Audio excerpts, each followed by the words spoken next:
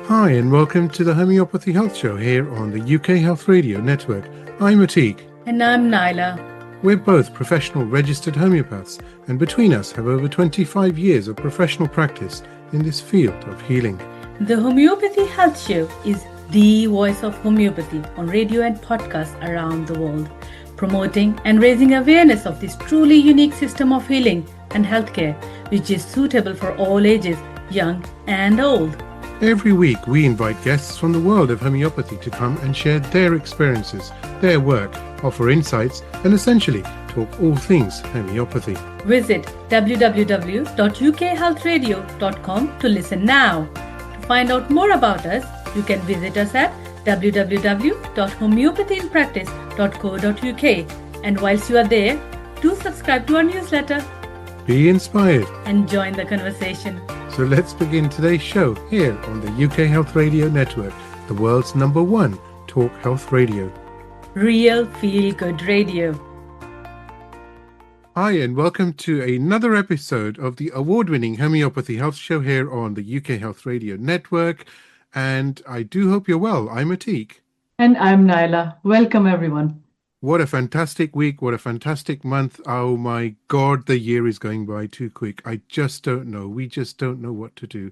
And ladies and gentlemen, Naila and I are so delighted to say that the Homeopathy Health Show is in over 60 countries of the world, which is not bad if you think about it, okay? Just so you know, there are over 200 countries, but 60 is not bad. And with listenership increasing day by day, where I think we're at about 75,000 listeners a week now, not bad, raising the flag of homeopathy, the voice of homeopathy, through this amazing show. How wonderful, isn't it, Naila?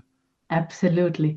And none other than our amazing guest today that we are going to introduce to you is Manny Norland. Manny Norland, BA Honours, DSH, PCH, RSOM, has joined us today. He's the principal of the School of Homeopathy and the School of Health and has been immersed in homeopathy from a young age. He trained in 1999 and has studied with some of the world's leading homeopaths, including Jan Scholten, Dr. Massimo Manjlavori, Dr. Sachendra Joshi, Dr. Rajan Sankaran, Mikhail Yakir, Miranda Castro, and through Jeremy Scher's Dynamis postgraduate course. Manny has coordinated annual homeopathic provings since 2011 as part of the amazing School of Homeopathy, developing remedies for everything from sloth and mole to holly and serotonin. And we must mention, because Naila has been a student of the School of Homeopathy, we must mention honey fungus, because if I don't, she'll kill me.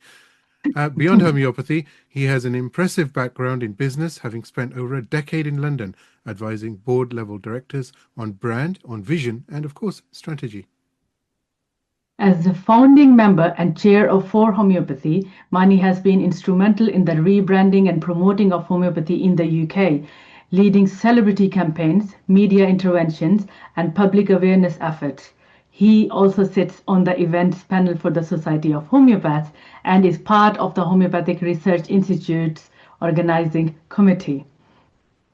Manny is passionate about teaching, mentoring students on practice setup and promoting homeopathy to the wider public through articles, columns, and media appearances, including interviews on BBC Radio. He has lectured across the globe from Belgium to Japan, South Africa to Canada, and even had the unique honor of meeting King Charles III twice to discuss the School of Homeopathy. We are delighted to have Manny on the show today to share his insights, experiences, and vision for the future of homeopathy, redefining success in homeopathy, training, practice, and what really helps homeopaths to thrive. Welcome, Manny. Welcome with that absolutely incredible, and I have to say, the lengthiest introduction we've ever done on this show. So we've just broken a record. Welcome, man. Oh, thank you both very much. I was thinking that's a well-researched introduction, and thank you very much. It's good to hear all those things I've been up to. Who knew, eh? Yeah. It's an honor to have you. It's an absolute honor, because we absolutely can say on this show that, you know, the School of Homeopathy, yourself, all the tutors who were recently part of the Heart of Homeopathy live event that we did as well, It's just fantastic. It's just beautiful and it's inspiring. I could go on and on, but the show is now over to you. Ah, well, I'm kind of bringing together my sort of two loves in this latest project, I suppose. I mean, as you mentioned in the introduction, I've you know, my previous career was in design, and then design moved to branding, and then branding moved to business consultancy and strategy. So working in London with many of the leading agencies on big brands like the rebranding of Sainsbury's and QuickFit and the Olympics and things like that, Mm, and having a lot of fun in that world actually, and enjoying London, you know, in my 20s and early 30s.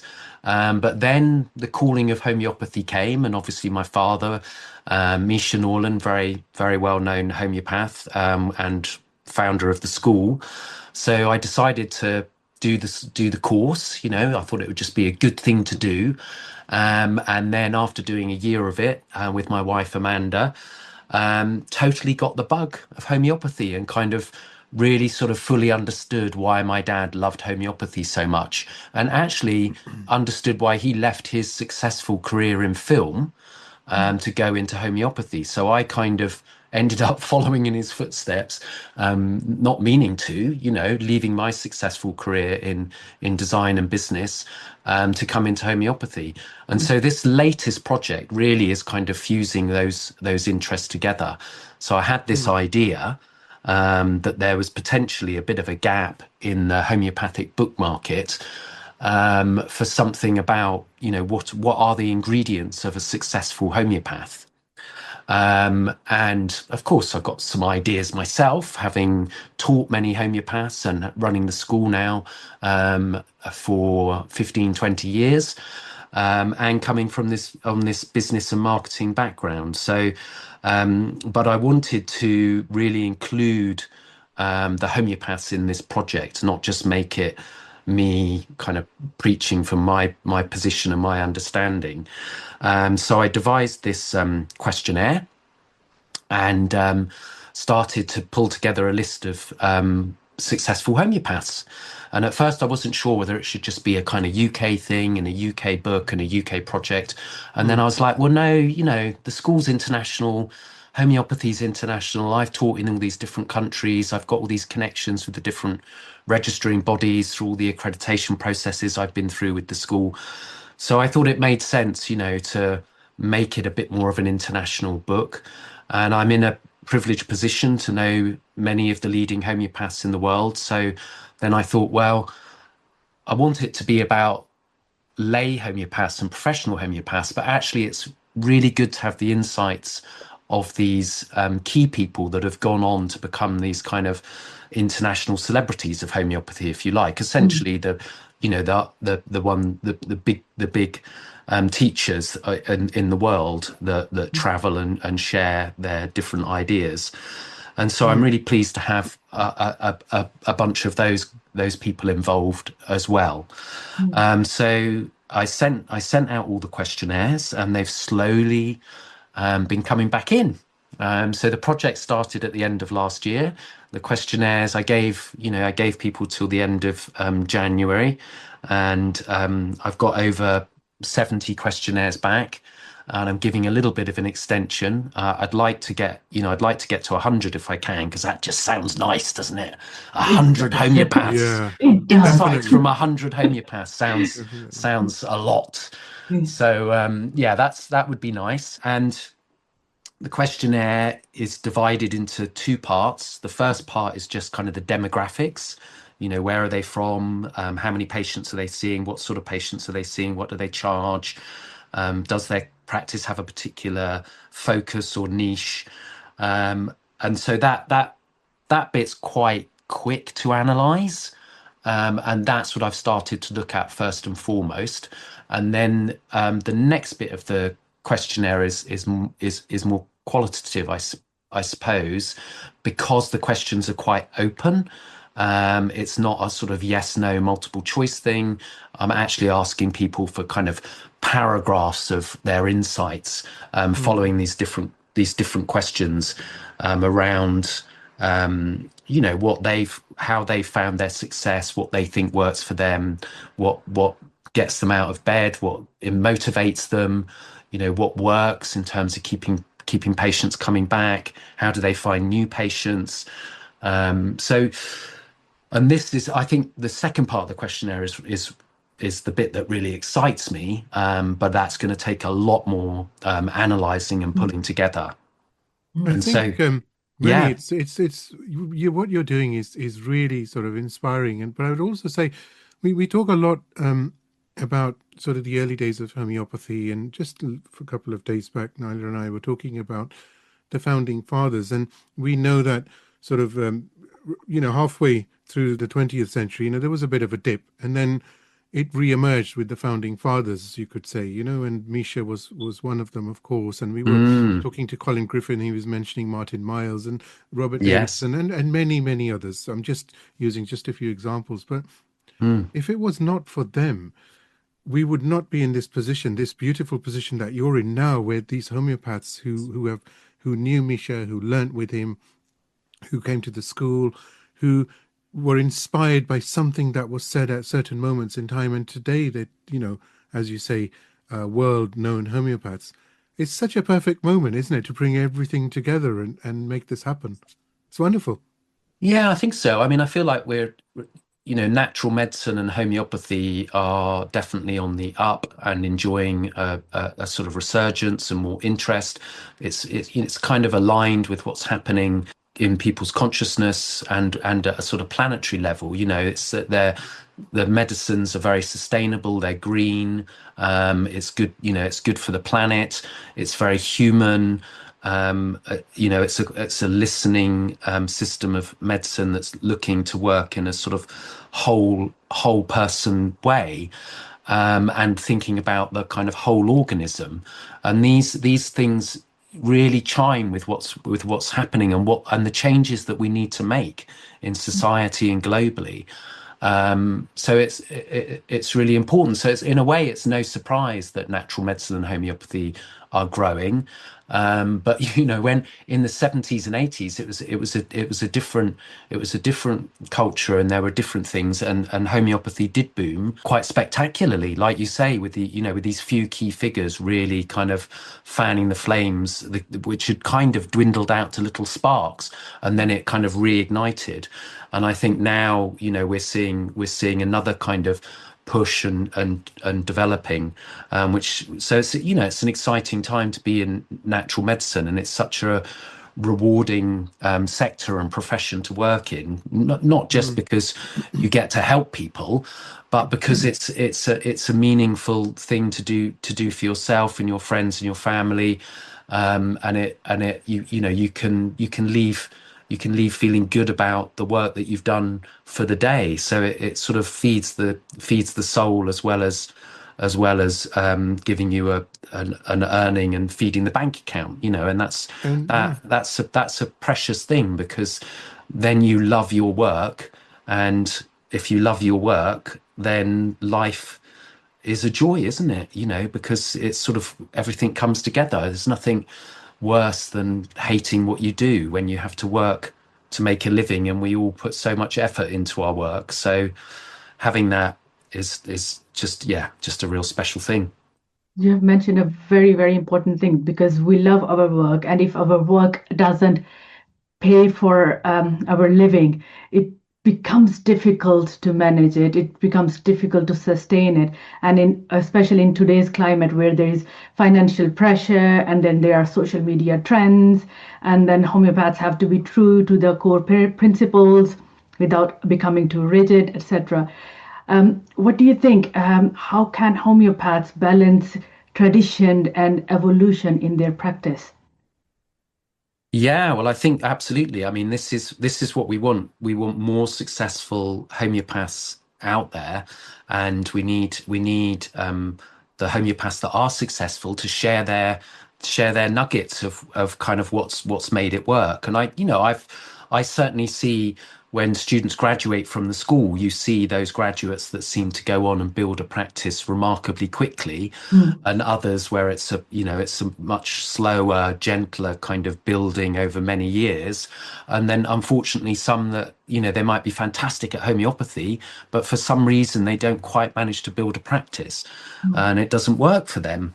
And so that it's interesting to sort of look at and analyze that, and that's certainly what I'm looking to get to the bottom of in this book, and from these questionnaires, and drawing on my past experience, and from the business studies module that I've written for the School of Homeopathy and the School of Health, that's incorporated into our courses.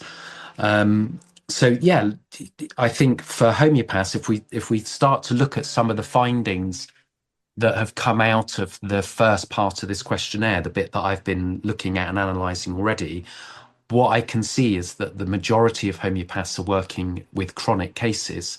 I would say 80 to 90% of cases are chronic. But there is a place for acute prescribing, and acute prescribing leads to chronic prescribing. A lot of homeopaths would say, well, it's kind of there's no such thing as an acute. Everything is a chronic case, and the acute is a window into the chronic.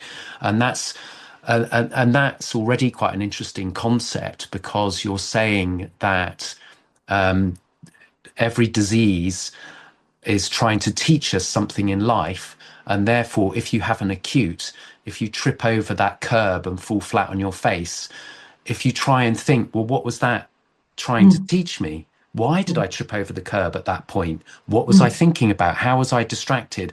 What was that argument I just had 2 days ago? Is this fall related to that? And usually, if you give it some thought, you can kind of piece it together and think, oh, well, falling flat on my face at that moment, connects to X, Y, and Z. And so then you get this idea, well, every acute kind of comes out of a chronic, or as a window into the chronic. But acutes are also a fantastic way to get patients, because homeopathy is so effective with acutes, and you can have great results, and it all happens so quickly because of the speed and the energy of an acute.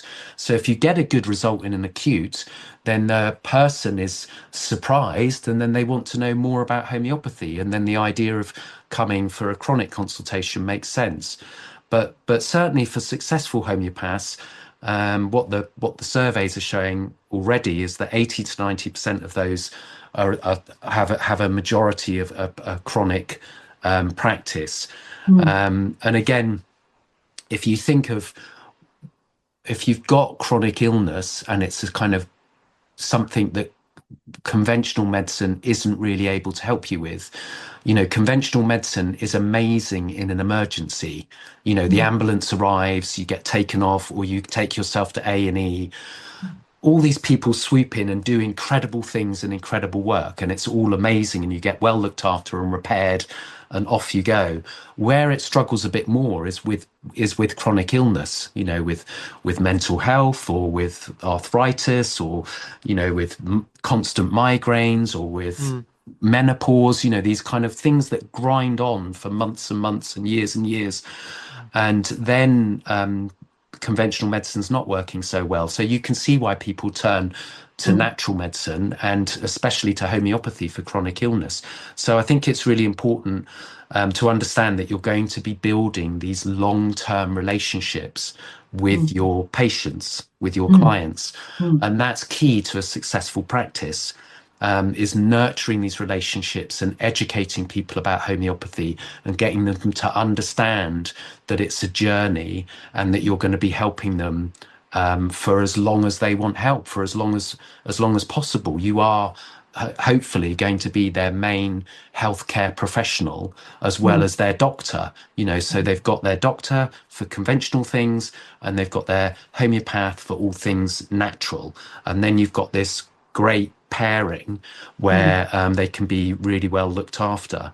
So looking for new patients, of course you've got to do that, and you've got to market yourself, but looking after returning patients is where you're going to build your practice and your reputation, and then they're going to make referrals for you. And that's really important. So that is definitely one of the key insights for the successful homeopath, is one, understanding the importance of chronic cases and marketing yourself in this arena of chronic cases, and two, really nurturing those relationships and making sure that you get repeat visits and being indispensable and extremely helpful to your patient base, so they want to keep Yes, coming back and exactly. seeing you, and you continue to help them, so you're on this kind of journey together, and improving their health and getting them better for many years to come, and then that spreading to their family and friends even better.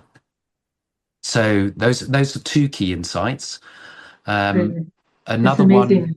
Yes, yeah, please. another one is the importance of specializing. And I think, when you talk to most homeopaths, they've learned to be a homeopath and treat many illnesses.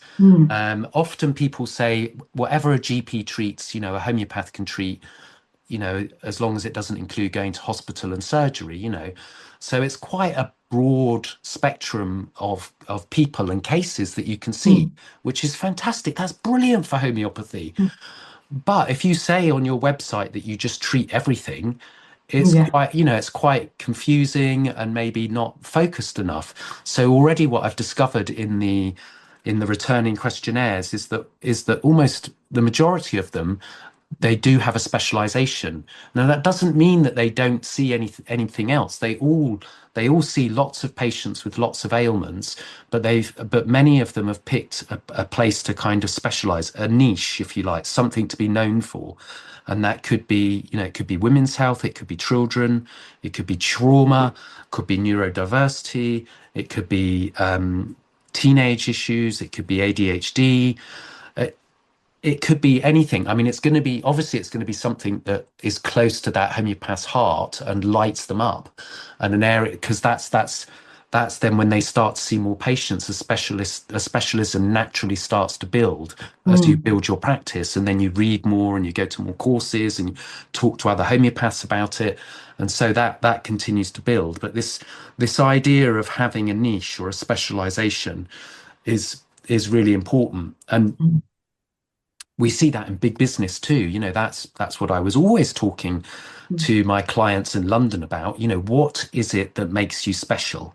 What is it that makes you stand out from everybody else? If you're talking to supermarkets, and I worked with Sainsbury's, why should somebody shop in Sainsbury's instead of Asda or Waitrose? What makes Sainsbury's special? And you could say exactly the same for homeopaths, and you can think about it in any sector. You're looking for that thing that makes you unique. And if you want to put it in sort of business speak, essentially it's your kind of your brand essence and your sort of strap line and your values, and trying to understand that. But at the very simplest, it's just about having a specialization and a niche. Definitely. Yeah. So these are all important things. It is very, very important, very what you have talked about here. For example, the first thing that you mentioned about the returning patients, chronic cases, they need to be seen over a long uh, time, 2 years, sometimes 3 years, and having this special bond with that person is very, very important, that they feel comfortable with you, they come back to you over and over again. And I have patients who are with me for 3 years now, and they just say, we come to see you because after this we gain that energy back that we want. It's just like refresher, just to see you, Yes. just to talk to you. And Yes. they are feeling like, even if I'm not booking them, they are booking themselves for after 4 weeks, that they want to see, because they have seen the results. They have seen the results in homeopathy, and they are the people who then refer their family members, their friends, go to this homeopath. This is helpful, and they become the preacher of homeopathy in wider community as well. So Yes. this is what they get to get from a homeopath, that they are being listened to, that they have Yeah. not been for the whole life. It is the vital part of my practice, for example, that and that my returning patients, I give preference to them, and then when they refer someone, I give preference to them as well, and then I open up my appointments for new patients. Very Yeah. important. And niche as well. I'm still looking for my niche, but I know very successful homeopaths with a niche, and I have to be honest, I have great success with diabetes, where many homeopaths have struggled, and maybe that was a surprise for me that my dad had diabetes, and Mm. I was a nutritionist, so I have been studying diabetes, everything that is covered, the hormones, the neurotransmitters, what is behind it. That has given me really great results even after two appointments with patients. And I would love to say that two of them have been off metformin for a very long time now, after giving them Great. homeopathic remedies. Yeah. So it Yeah. is Yeah. very important. Or children, for example, I Yeah. love treating children. Parents come to me, and then there come the acute bit that you mentioned. If I didn't treat that child during an acute phase, she would have not been become my patient. Her daughter would have not become my patient. She would have not referred 3, 4 more patients to me if I would have not treated that acute at that very time. So Yeah. Yeah, very, no, they're very great. Yeah, yeah, great great point. examples. But you've also, in that conversation, you've also mentioned a couple of other important things that have come up in the survey, and that is that, homeopathy is a very big container. That's one of the Mm. wonderful things that I love about it, is that the philosophy is so kind of far-reaching and encompassing that it can become your whole philosophy for life if you want it to, because it gives you this new kind of outlook on health and disease and being a human on planet Earth and what it means to be alive. That's at its biggest kind of totality, if you like. But because it's a big container and it can hold so many other things, if you've had a past career, whether it's in nursing or psychotherapy or nutrition or creative writing or a teacher or whatever, it's quite easy to kind of bring that in some way into your homeopathy. And that's another thing that we see with successful homeopaths, is that they've quite often got another string to their bow. And you just mentioned about your training in nutrition, so having that extra understanding in another area. If you've specialized in trauma, then I'm sure you will have read trauma books and done some training in trauma, and that will be like another string to your bow that then adds to your specialization.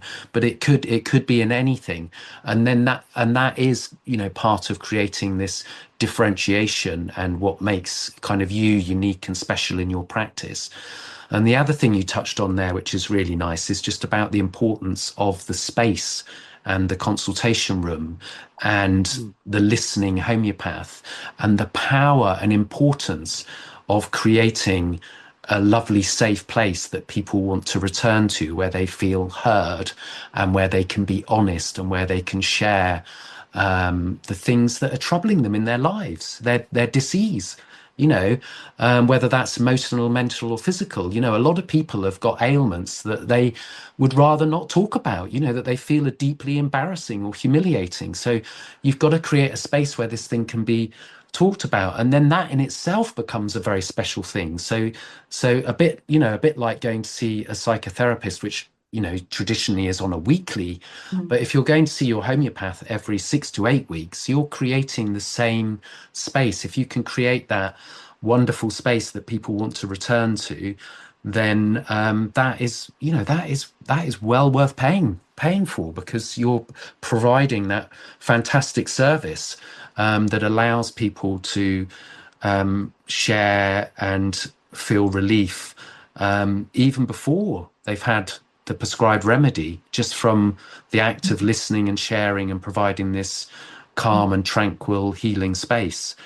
So there's two more ingredients of a successful practice and homeopath right there, which is borne out in the research. So there's going to be many gems and insights coming out of the work and the book, and then pulling that together in a sort of structured way for people to follow and to learn from, including quotes from all the different homeopaths, all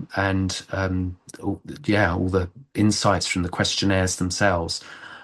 So I think it's going to be a very useful tool for students, but also for those in practice in homeopathy, whether you've been in practice for a short time or a long time. If you feel like you want to boost or rejuvenate, or even if you just want to see what other people have been doing and where they've had success and how you can, augment that into what you're doing.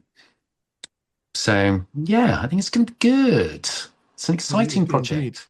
It sounds absolutely fantastic, and it like I said at the beginning, it's seems to be just the right time as well for this. Everything happens for a reason, right?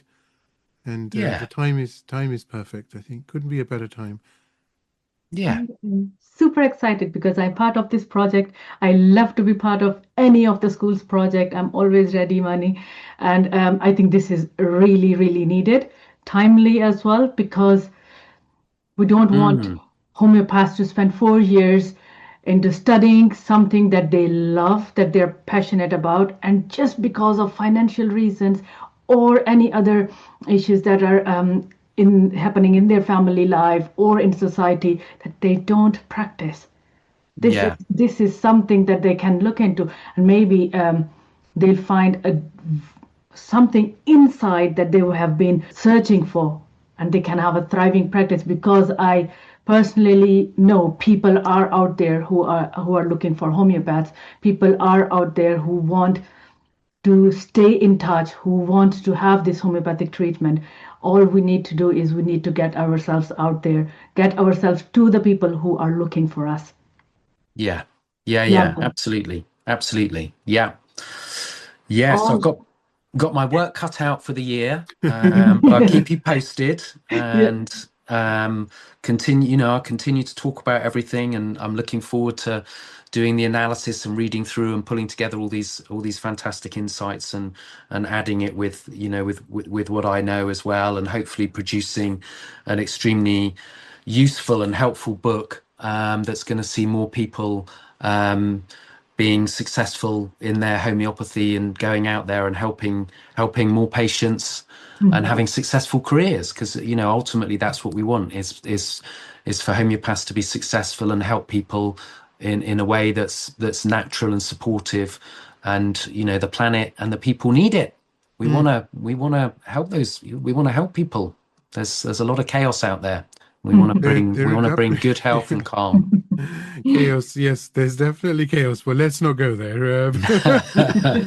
Um, what really inspires me personally is that it's not homeopathy, but it's the fact that within that homeopathic landscape, we are given this opportunity where we can listen. And 50%, they say laughter is the best medicine, blah blah blah, Mm, and sometimes just talking to the patient, the transformation we've seen time and again is just so profound. And it's almost like the remedy is just the icing on the cake, and it's like that's it, it's done.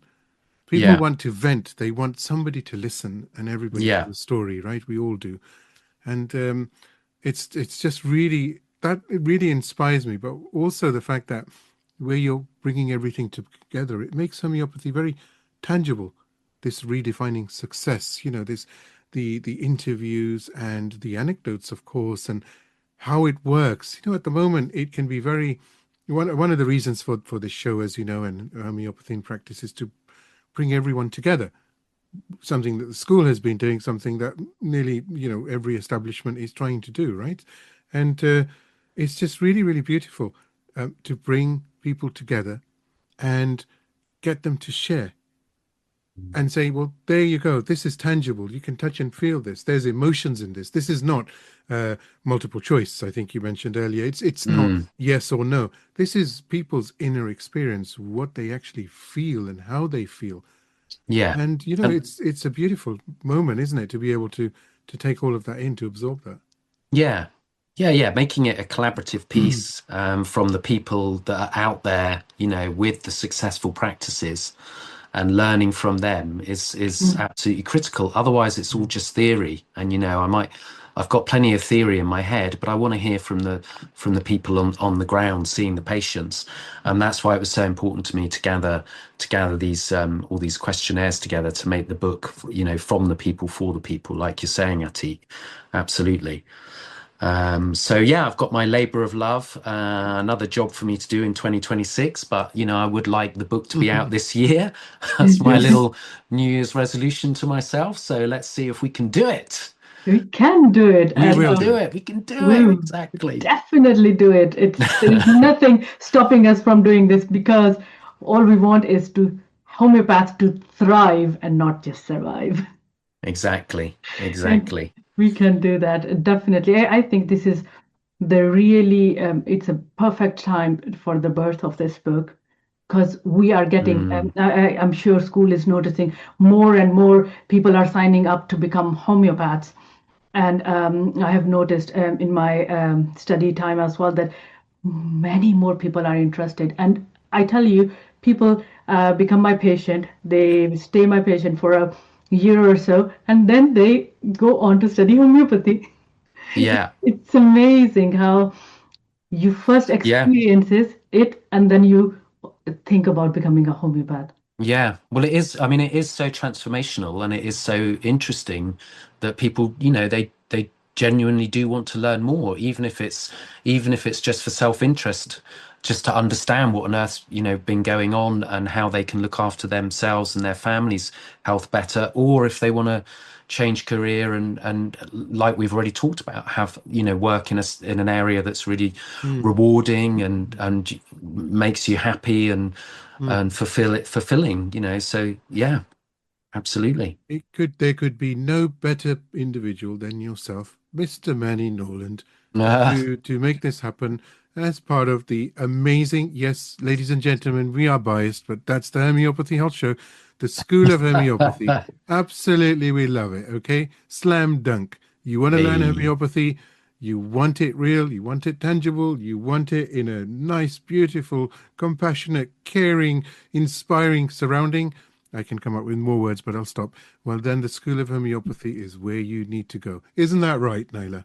Oh, I have to say, I have studied there. I always vouch for the School of Homeopathy because I see it happening in front of me in my practice when I tell them the core.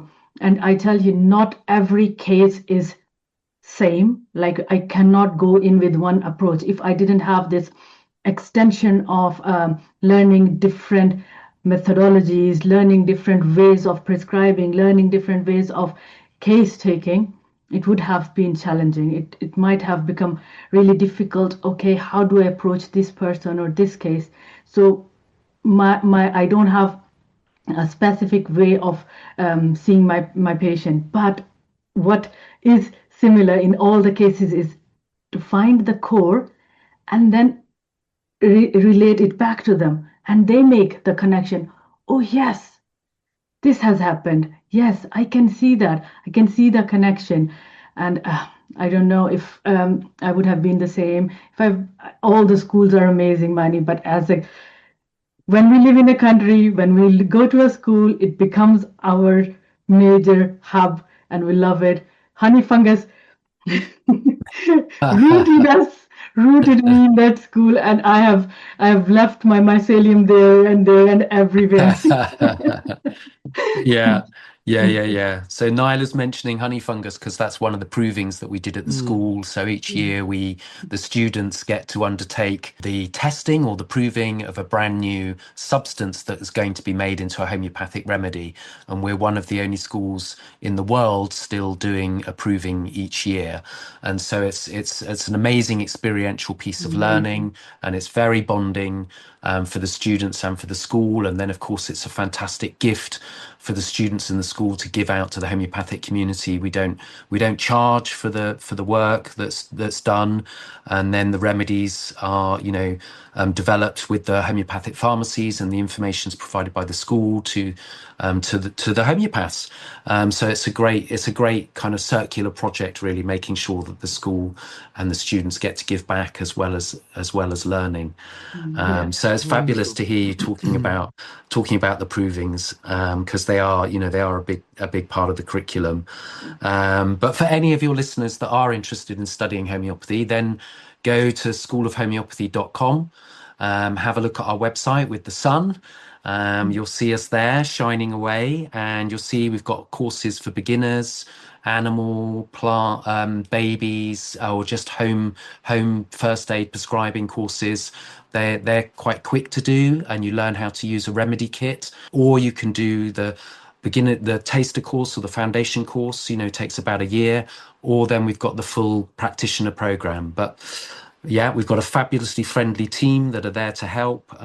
So have a look at the website, give us a call, ask for information. We'll send you stuff. Always happy to talk homeopathy. Always Wonderful. happy to talk homeopathy, and all the provings are on the website as well, so you can go and have a read. It's very, very beautifully presented.